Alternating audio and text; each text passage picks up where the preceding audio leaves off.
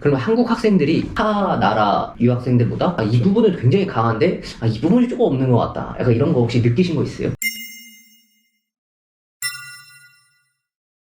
형을 봐서는데 많이 느꼈겠지만 한국 학생들이 굉장히 성실하고 네. 일단 기본적으로 학생들이 수준이 높아요. 그리고 굉장히 성실하고 태도도 좋고 특히 이제 제가 그건 많이 느낀 게 이제 졸업 논문이라든지 석사 학사 졸업 논문 때 이제 한국 학생들이랑 1대1 논문을 할 경우가 있는데 그러면 그 학생들이 1대1이니까 정확한 가이드라인을 준다고요. 그러면 이 학생들이 확실한 모티베이션이 있고 내가 무엇을 해야 되고 언제 데드라인이고 무엇을 해야 되는 그런 확실한 인스트럭션이 딱 있으면 굉장히 잘해요.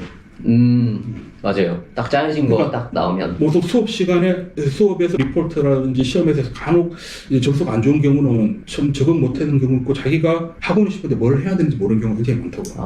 뭐 한 100명, 200명의 수업에서는 그 교수가 그렇게 자세한 인스트럭션 안 주니까.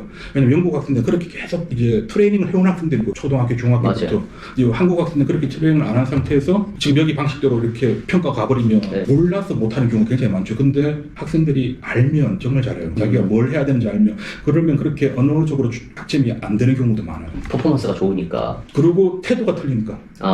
그리고 맞아요. 머리도 좋고 학생들이 잘해요.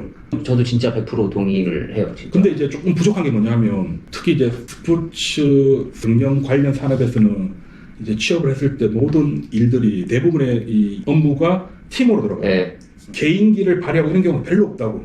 다 팀으로 해가 팀 미팅을 하고 팀 브레인스토밍하고 거기서 커뮤니케이션 하고 같이 놀기도 놀고 그러면서 업무를 하는데 그걸 제일 처음 학교로 와서 느낄 수 있는 게 조별 과제예요. 맞아요. 팀 프로젝트. 그러면 처음에 딱 갔을 때 영국 학생 한 4명, 5명 있고 내가 있으면 그 소셜하는 능력이라든지 그 팀워크에 대한 처음에 부담을 많이 느껴요. 왜냐하면 언어적인 것도 있고 문화적인 것도 있고 맞아.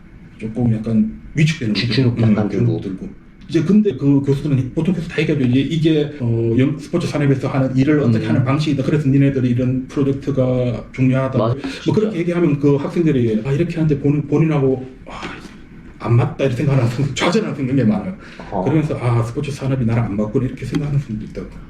근데 그것도 내가 목표가 확실히 있으면 그거는 바꿀 수 있는 거예요. 바꿀 수도 있고 노력할 수도 있는 거고. 근데 이제 보통은 그런 목표가 없고 굉장히 큰 부담감으로 오니까 그걸 약간 피하게 되고. 딱 그냥 부딪혀야 되는데. 부딪히고 아니면 사진 꺼내놓고 얘기를 하듯 이렇게 할 정도 할 수 있는 학생은 거의 별로 없는 거. 이제 뭐 제 얘기인데 저는 학부 때 팀워크 들어가면요. 맨 처음에 우선 제가 먼저 이니시에이션을 했어요. 미팅룸 잡고 이런 거 제가 하고 그 다음에 저는 첫 미팅할 때 먹을 걸 사갖고 갔어요. 테스코나 이런 데 가면은 브라운이나 이런 거 팔잖아요. 그런 거 갖고 가서 나 유학생인데 내가 영어를 잘 못해. 내가 그래서 똑같은 걸 또 물어볼 수도 있고 내가 너네가 한 말을 잘 이해를 못할 수도 있는데 내가 또 물어볼게. 화를 내지 말고 잘 들어줘. 그러면 제 경험상 정말 90% 좀 넘게 애들이 다 이해해줬어요. 그게 진짜 다 이해해줬어요. 여기 학생들이 여기 사회 문화가 지금 영국에서 제일 키워드가 EDI 그래가지고 이꼴로 평등, diversity, inclusion, 그러니까 다양성, 그 포용성 이게 지금 이 사회적 키워드고 학교에서는 이걸 굉장히